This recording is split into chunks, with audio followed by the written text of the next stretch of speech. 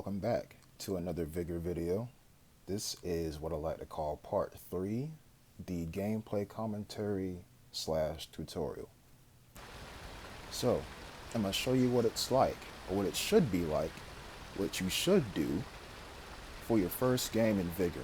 Now that you know mostly about the weapons mechanics, the improvements, and your crafting table and how important it is, also the plans, now you should be ready for your first game. So with that being said, I'm booting the game up right now to give you even though I have everything or mostly everything in the game, I'm going to play it like I just started the game. Okay? So, first things first, let's go to the table and get rid of this high-end gun that I have. Yeah, alright, because you don't have access to an H-bar T when you first start the game. A little bit of backstory about consumables. Yeah, iodine, it basically stops you from being radiated. Very, very high end, very potent, allows you to stay in radiation and destroy people. So, it's always nice to have. Antibiotics are pills that will slowly recover your full health. You won't have access to either of these two things. First starting off, you may have access to disinfectant, which will heal half the damage that you've taken. So I'm gonna put on one. Also, I'm gonna craft one too, because like I said before, you craft everything you make before you craft everything you're gonna put on before you head out. Okay? So like I said, you won't have access to any of these weapons up here. Your crafting table is level 0. You just started the game. So, what did I say last video? Thompson. Easily the most user-friendly weapon in the game. Although the damage on it is kind of lacking, and that's only because of how small the bullets are. So, again, I'm going to put one on, and I'm going to make one too. Thompsons take like 10 seconds to make, so I mean, it's not the end of the world if you lose one, but it is the end of the world if you don't have any materials to make it. So, I'm going to give myself 2 full clips of ammunition. Also, I'm going to make 2 more clips of ammunition. Because, like I said, everything that you take into battle with you make something else at your house before you leave. You go to the map to find an encounter to enter. Now, this valley here, it is quite dangerous.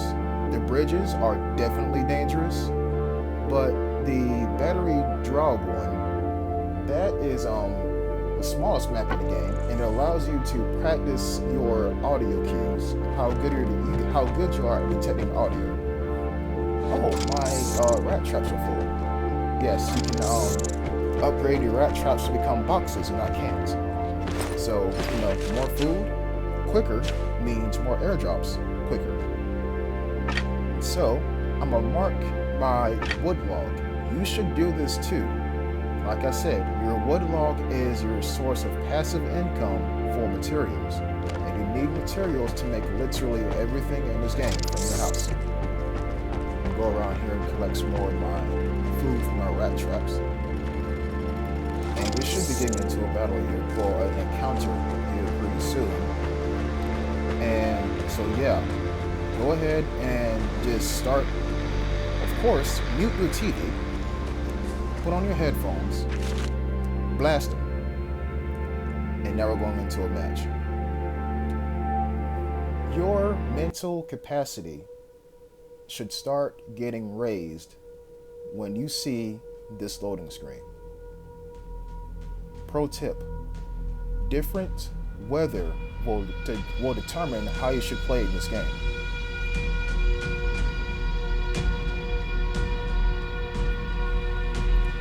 First things first, you hear rain. That automatically means that it's raining outside and visibility is cut. 2, what you should do is look at the people in your lobby. There's yourself, and you scan other people, okay? Now, this guy, that guy, and common weapons, not really too much of a threat. M16, he is a threat. AUR A1. This guy, he's coming to kill people. Because he bought an A1 to a close quarters map, so I'm watching out for him. AKM and PA. PA is kind of a good weapon. It's like 0.5% better than the M16, and this guy didn't bring anything. So I'm assuming he's doing an eco run, which means you don't bring anything, leave with everything. I'm worried about this man right here. If I come across him, I'm most likely dead. Matter of fact, most of the people in the lobby are dead. Now, if I really wanted to, I could have bought insurance, so that way I could have kept my Thompson, but, you know, that's fine. Notice the red symbols on these exits. That means that you need to donate some resources that you find on the map to open up that exit. For example, the exit will be a boat. You will need to deposit 5 fuel into that boat. If you don't have the fuel, you can't leave via that exit. And on this map, that means that you only have one exit, which is the road. Way down there in the bottom right hand of your screen. Okay, so notice, somebody just hit one of the comm stations. That means that they're at one of 3 of those spots. I'm assuming this one because people spawn right up here in this area. Okay, so keep that in mind. Now, in terms of looting stuff, all you really have to do is scan the area and see if you see a white dot. Once you see that white dot, you go up to it and hold X. Simple as that. That's how you loot. Looting in this game is not the difficult part. The difficult part is your surroundings and being aware of them. Notice you have no mini-map. Every time you want to view the map, the game covers up your screen and you can't see anything. That's key. This, I did this by accident, so I'm gonna go with it. This is a phone. If you play Call of Duty Warzone, you can pick up the phone and someone else picks up the phone and y'all start a duel. Yeah, you don't want to do that when you're first starting off because you're trying to survive and build up your house, not get killed. Alright, somebody hit the signal detector. What that is it reveals everybody on the map. And somebody just picked up the phone. Oh, hooray. Now, the signal detector detects everybody on the map for that one person, but it also tells everybody else on the map where they are too. You can only hit the signal detector in one spot. So if I'm near it and I got a good enough weapon, I'll rush towards the signal detector and take out the guy who's standing there looking at his map. I'll give you another advanced gameplay and commentary and tutorial probably in the next week or so on how to use resources on the map, game mechanics on the map while you're in an encounter efficiently. Notice I'm crouching. There's a troll here. I kind of don't care about it. It's fine. Notice how I'm crouching. You never, ever, especially on this map, never run unless you think you're being followed. Yeah. So, dude just got killed, and he was at the barred house. The barred house is basically a loot house, right? So all the good stuff is in the barred house, but you gotta take time to enter it. And again, I'll explain that in another video.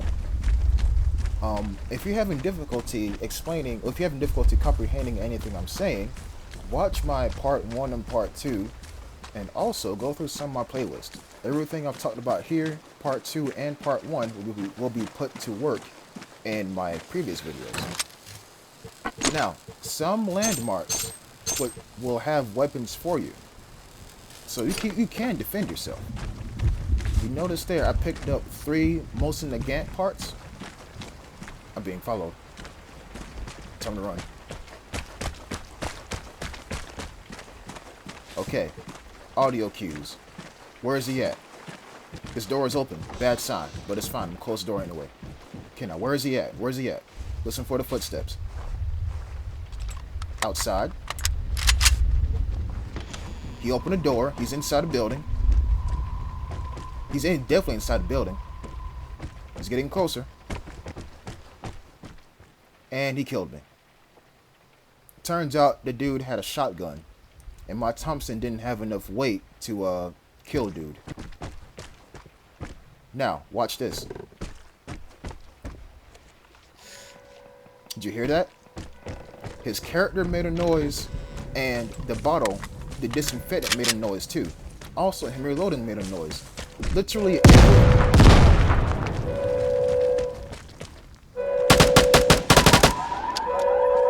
Let's watch this Michael Bay moment for a minute. Everything in this game will make a noise. This guy thinks he's safe. Watch this. He's not safe at all. But the killer has been marked as a threat. It's up to you to eliminate them. Remember that guy I told y'all about at the very beginning, where he had an A1? This is him. I told you he was going to become a threat. So, with that being said, he was caught off guard, but he had a better weapon. So, he shot dude that was prone in the head, because that was the first thing that his bullets could enter. His head. I mean, you can go prone, but make sure you're far away. If you go prone right next to somebody, the first bullet that will hit you will be in your head, and you will be dead. So yes, I did get killed. I did, and it does hurt, but not as bad, because I didn't take my best stuff out. Now, if I had bought maybe an M16 or maybe an ADR, he would have been dead. Because he had a shotgun. Shotguns only have like 2 shots. Granted, they kill you one shot if you're really close, like how I was. But if I had gotten a jump on him, I might would have killed him. Insurance, you pay 60 crowns for it in the lobby, and you would have kept everything that you had. But I don't really care, because my Thompson is only like, like a certain low amount of materials, and only takes like 10 seconds to make, so it's fine. So with that being said, we come back into our house, again, where nobody else is at. It doesn't even matter if you have a friend in your party. Your friend won't be at your house waiting for you. You will be at your house, and that is all. I did get killed. It sucks. It does. But that's, he got my materials. And, well, my resources. And when you lose everything, you do get some materials back. So that's kind of a consolation prize. And like I said, we made a Thompson before we left. So right now, we are net 0 on Thompsons. What that means is we didn't really lose a Thompson. So we lost one in the field, but we gained one at our house. So yeah, we're back to 11 Thompsons. Well, 31 Thompsons. And that's pretty much the game. You rinse and repeat until you reach the good stuff, like this M16. This is probably the first good weapon that you'll get. That's all I have for this video. If you want me to make a part 4, leave it in the comments below, and I'll make a video based off of that. Take care, and peace.